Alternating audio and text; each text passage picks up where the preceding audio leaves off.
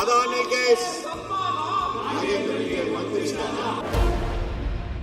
ಅಂಗೀಕೃತವಾಗಿದೆ. ಮಾಡ್ತಾ ಇದ್ದಾರೆ ಮಾನ್ಯ ಮುಖ್ಯಮಂತ್ರಿ ಸನ್ಮಾನ್ಯ ಅಧ್ಯಕ್ಷರೇ, ನನಗೆ ಸಂಖ್ಯೆಯನ್ನ 698 ಮಾನ್ಯ ಲೋಕೋಪಯೋಗಿ ಸಚಿವರನ್ನ ಕೇಳಲಿಕ್ಕೆ ಬಯಸ್ತೇನೆ. ಮಾನ್ಯ ಅಧ್ಯಕ್ಷರೇ, ಉತ್ತರವನ್ನು ಒದಗಿಸಲಾಗಿದೆ. ಮಾನ್ಯ ಅಧ್ಯಕ್ಷರೇ, ಈಗಾಗಲೇ ಬೈಪಾಸ್ ರಸ್ತೆ ಸಿಂಧನೂರು ಹಾಗೂ ತಿರುವಾಳಿ ಎರಡು ಟೆಂಡರ್ ಆಗಿ ಬಹಳ ವರ್ಷಗಳಿಂದ 6-8 ತಿಂಗಳಿಂದ ಇದು ನಡೆಯುತ್ತಿತ್ತು. ಈಗಾಗಲೇ ಅದು ಗುತ್ತಿಗೆದಾರರು ಈ ಕಾಮಗಾರಿಯನ್ನ ಮತ್ತೆ ಇದನ್ನ ಮುಂದಕ್ಕೆ ಹಾಕೊಂಡು ಹೋಗ್ತಾ ಇದ್ದಾರೆ. ಯಾಕಂದ್ರೆ ನಮ್ಮ ಲಸಿಕೆಯಲ್ಲಿ ಬಹಳ ರಸ್ತೆ ಕಡಿಮೆ ಇರೋದ್ರಿಂದ ಓಡಾಡಲಿಕ್ಕೆ ಬಹಳ ತೊಂದರೆ ಆಗ್ತಿದೆ. ಅಲ್ಲಿ ಈಗಾಗಲೇ ಹೈವೇ ಇಲಾಖೆಯಿಂದ ಈಗಾಗಲೇ ಸಿಟಿಯಲ್ಲಿ ಒಂದು ರೋಡ್ ಅನ್ನು ಮಾಡಿದ್ದಾರೆ. ಅದು ಕೂಡ ಅರ್ಧದಲ್ಲಿದೆ. ಅದಾನಿಗೆ ಸನ್ಮಾನ ಪ್ರಾರಂಭ ಆಗಬೇಕಾದ್ರೆ ಅದಾನಿಗೆ ಸನ್ಮಾನ ಅದಾನಿಗೆ ಮಾನ್ಯ ಸಚಿವರು ಮಾನ್ಯ ಸಭಾಧ್ಯಕ್ಷರೇ, ಇದು ಮುಂಚೆ ಕಾಂಟ್ರಾಕ್ಟರ್ಗೆ ಕೆಲಸ ನಿರ್ವಹಿಸಲು ಆದೇಶಗಳಿತ್ತು. ನಂತರ ಡಿಲೇ ಆಗೋದ್ರಿಂದ ಕ್ಯಾನ್ಸಲ್ ಮಾಡಿದ್ರಿ. ಆದರೆ ಈಗ ಅವರು ನ್ಯಾಯಾಲಯದಲ್ಲಿ ತಡೆಯಾದಂತೆ ಬೇಗ ಮುಗಿಸಲಿಕ್ಕೆ ನಾವು ಪ್ರಯತ್ನ ಮಾಡ್ತೀವಿ. ಎಷ್ಟೇ ಇದೆ ಅದಕ್ಕೆ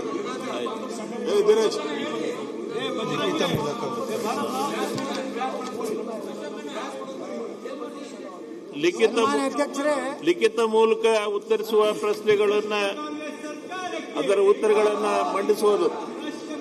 ಮಾನ್ಯ ಅಧ್ಯಕ್ಷರೇ, ದಿನಾಂಕ 24/8/26 6ನೇ ಪಟ್ಟಿಯಿಂದ ಸದನದಲ್ಲಿ ಲಿಖಿತ ಮೂಲಕ ಉತ್ತರಿಸುವ 230 ಪ್ರಶ್ನೆಗಳ ಪೈಕಿ 42 ಪ್ರಶ್ನೆಗಳ ಉತ್ತರಗಳನ್ನು ಸದನದಲ್ಲಿ ಮಂಡಿಸಿದ್ದೇನೆ. ಈಗ ಶಾಸನ ರಚನೆ ವಿಧೇಯಕವನ್ನು ಮಂಡಿಸೋದು ಅಂತ ಹೇಳಿದ್ರಿ ಸರ್. ಇದನ್ನ ಕೃಷ್ಣ ಬೈರೇಗೌಡ ಮಾತ್ರ. ಈಗ ಶಾಸನ ರಚನೆ ಶ್ರೀ ಮಾನ್ಯ ಮುಖ್ಯಮಂತ್ರಿಗಳು ವಿಧೇಯಕಗಳನ್ನು ಮಂಡಿಸುವುದು. ಮಾನ್ಯ ಸಭಾಧ್ಯಕ್ಷರೇ, 2026ನೇ ಸಾಲಿನ ಕರ್ನಾಟಕ ಸರಕು ಮತ್ತು ಸೇವೆಗಳ ತೆರಿಗೆ ತಿದ್ದುಪಡಿ ವಿಧೇಯಕವನ್ನು ಮಂಡಿಸಲು ತಮ್ಮ ಅನುಮತಿಯನ್ನು ಕೋರುತ್ತೇನೆ. ಪ್ರಸ್ತಾವವನ್ನ ಮಂಡಿಸಲಾಯಿತು. ಈಗ ಪ್ರಸ್ತಾವವನ್ನು ಸಭೆ ಮತಕ್ಕೆ ಹಾಕುತ್ತೇನೆ. ಪ್ರಸ್ತಾವವು ಹೀಗಿದೆ: 26ನೇ ಸಾಲಿನ ಕರ್ನಾಟಕ ಸರಕು ಮತ್ತು ಸೇವೆಗಳ ತೆರಿಗೆ ತಿದ್ದುಪಡಿ ವಿಧೇಯಕವನ್ನು ಮಂಡಿಸಲು ಸಭೆಯ ಅನುಮತಿಯನ್ನು ನೀಡಬೇಕು. ಪ್ರಸ್ತಾವ ಪರವಾಗಿರುವವರು ಹೌದು ಎಂದು ಸೂಚಿಸಬೇಕು. ಪ್ರಸ್ತಾವ ವಿರೋಧವಾಗಿರುವವರು ಇಲ್ಲ ಎಂದು ಸೂಚಿಸಬೇಕು. ಪ್ರಸ್ತಾವ ಹೌದು ಎನ್ನುವರ ಪರವಾಗಿದೆ ಎಂದು ಭಾವಿಸುತ್ತೇನೆ. ಪ್ರಸ್ತಾವ ಹೌದು ಎನ್ನುವರ ಪರವಾಗಿದೆ. ಪ್ರಸ್ತಾವವು ಅಂಗೀಕೃತವಾಗಿದೆ. ಮಾಡ್ತಾ ಇದ್ದಾರೆ. ಮಾನ್ಯ ಮುಖ್ಯಮಂತ್ರಿಗಳು ರಾಜ್ಯದ ಈ ವಿಧೇಯಕವನ್ನು ಮಂಡಿಸಬೇಕು. ಮಂತ್ರಿಗಳು ರಾಜ್ಯದ ಜನತೆಗೆ ಮೋಸ ಮಾಡ್ತಾ ಇದ್ದಾರೆ. ವಿಧೇಯಕಗಳನ್ನ ಚರ್ಚೆ ಮಾಡಬೇಕು. ಸಭಾಧ್ಯಕ್ಷರೇ, ವಿಧೇಯಕವನ್ನು ಮಂಡಿಸುತ್ತಿದ್ದೇನೆ.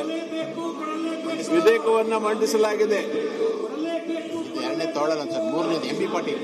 Shri M B Patil. ಮಾನ್ಯ ಅಧ್ಯಕ್ಷರೇ, 2026ನೇ ಸಾಲಿನ ಕರ್ನಾಟಕ ಕೈಗಾರಿಕೆಗಳ ಸೌಲಭ್ಯ ತಿದ್ದುಪಡಿ ವಿಧೇಯಕವನ್ನು ಮಂಡಿಸಲು ಅನುಮತಿ ಕೋರುತ್ತೇನೆ. ಪ್ರಸ್ತಾವವನ್ನು ಮಂಡಿಸಲಾಯಿತು. ಈಗ ಪ್ರಸ್ತಾವವನ್ನು ಸಭೆಯ ಮತಕ್ಕೆ ಹಾಕುತ್ತೇನೆ.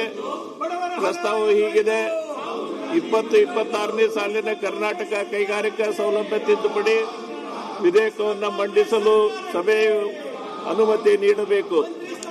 ಪ್ರಸ್ತಾವ ಪರವಾಗಿರುವವರು ಹೌದು ಎಂದು ಸೂಚಿಸಬೇಕು. ಪ್ರಸ್ತಾವ ವಿರೋಧವಾಗಿರುವವರು ಇಲ್ಲ ಎಂದು ಸೂಚಿಸಬೇಕು. ಪ್ರಸ್ತಾವವು ಹೌದು ಎನ್ನುವರ ಪರವಾಗಿದೆ ಎಂದು ಭಾವಿಸುತ್ತೇನೆ. ಪ್ರಸ್ತಾವವು ಹೌದು ಎನ್ನುವರ ಪರವಾಗಿದೆ. ಪ್ರಸ್ತಾವ ಅಂಗೀಕೃತವಾಗಿದೆ. ಮಾನ್ಯ ಸಚಿವರು ಈ ವಿಧೇಯಕವನ್ನು ಮಂಡಿಸಬೇಕು. ಸನ್ಮಾನ್ಯ ಸಭಾಪತಿಗಳೇ, ಈ ವಿಧೇಯಕವನ್ನು ಮಂಡಿಸುತ್ತಿದ್ದೇನೆ. ಮಾನ್ಯ ಅಧ್ಯಕ್ಷರೇ, ಈ ವಿಧೇಯಕವನ್ನ 7 ಕೋಟಿ ಕನ್ನಡಿಗರಿಗೆ ಸೇರ್ಬೇಕಾಗಿದೆ, ಪಾಲನೆ ಮಾಡಬೇಕಾಗಿರೋರು ಅವರು ವಿಧಾನಸಭೆಯಲ್ಲಿ ಚರ್ಚೆ ಆಗಬೇಕಾಯ್ತು. ಇದೆಲ್ಲ ಸರ್ಕಾರ ಹಠ ಹಿಡ್ಕೊಂಡು ಮೊಂಡುತನ, ಸರ್ಕಾರ ಮೊಂಡುತನ ಮಾಡ್ತಾ ಇದ್ದಾರೆ. ಸರ್ಕಾರ ಹಠ, ದುರ್ಯೋಧನ ಅಪರಾಧಾರ, ದುರ್ಯೋಧನ ಶಾಸನ ತರ ಕಾರ್ಯಕಲಾಪಗಳ ಪಟ್ಟಿ ಈ ಸರ್ಕಾರಕ್ಕೆ ವಿಧೇಯಕಗಳನ್ನ ಎಲ್ಲ ಚರ್ಚೆ ಮಾಡಬೇಕಾಯ್ತು. ಚರ್ಚೆ ಮಾಡಿ ಸದನ ಸರಿಯಾಗಿಲ್ಲ, ಆರ್ಡರ್ ಇಲ್ಲದೆ ಇರುವಂತ ಸಂದರ್ಭದಲ್ಲಿ ಇದನ್ನ ಜಾರಿಗೆ ತರುವಂತದ್ದು, ಇದು ಕಳ್ತನದಲ್ಲಿ ಜಾರಿಗೆ ತರ್ತಾ ಇದ್ದಾರೆ, ಮೋಸದಿಂದ ಜಾರಿಗೆ ತರ್ತಾ ಇದ್ದಾರೆ. ಇದು ಸಂವಿಧಾನದ ವಿರೋಧಿ, ಸಂವಿಧಾನವನ್ನ ಗಾಳಿಗೆ ತೂರಿದ್ದಾರೆ, ಇದು ಸಂವಿಧಾನದ ಅಪಚಾರ ಮಾಡ್ತಾ ಇದ್ದಾರೆ. ಮಂಡಿಸಲಾಯಿತು. ವಿಧೇಯಕಗಳು ಚರ್ಚೆ ಆಗಬೇಕಾಯಿತು. ಎಲ್ಲ ವಿಧೇಯಕಗಳನ್ನ ಮಂಡನೆ ಮಾಡಿ ಸರ್ಕಾರ ಆರ್ಡರ್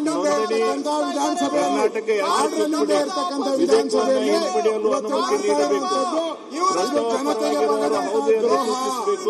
ಜನತೆಗೆ ಇಲ್ಲ ಎಂದು ಇದರಿಂದ ಇವತ್ತು ಕಾಂಗ್ರೆಸ್ ಆಡಳಿತ ಪಕ್ಷ ಸರ್ಕಾರ ಪರವಾಗಿದೆ, ಪ್ರಸ್ತಾವ ಅಂಗೀಕೃತವಾಗಿದೆ. ಮಾನ್ಯ ಉಪಮುಖ್ಯಮಂತ್ರಿಗಳು ಈ ವಿಧೇಯಕವನ್ನು ಹಿಂಪಡೆಯಬೇಕು.